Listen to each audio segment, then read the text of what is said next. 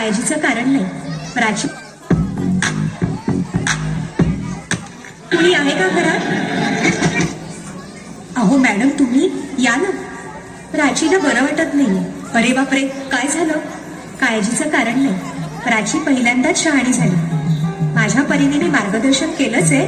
आता तिला तुमच्या मायेची गरज आहे. येते मी. ताई, पोटात खूप दुखतंय. घाबरू नकोस. प्रत्येक बाईचं आयुष्य नव्याने सुरू होतं जेव्हा ती वयात येते.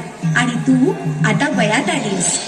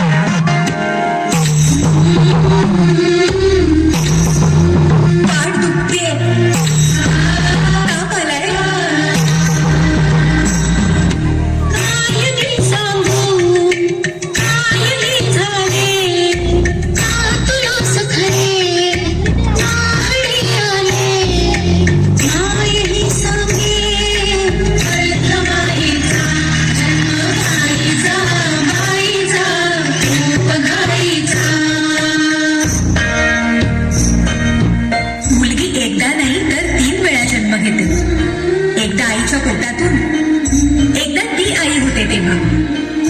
पण तिसरी आणि महत्वाची वेळ म्हणजे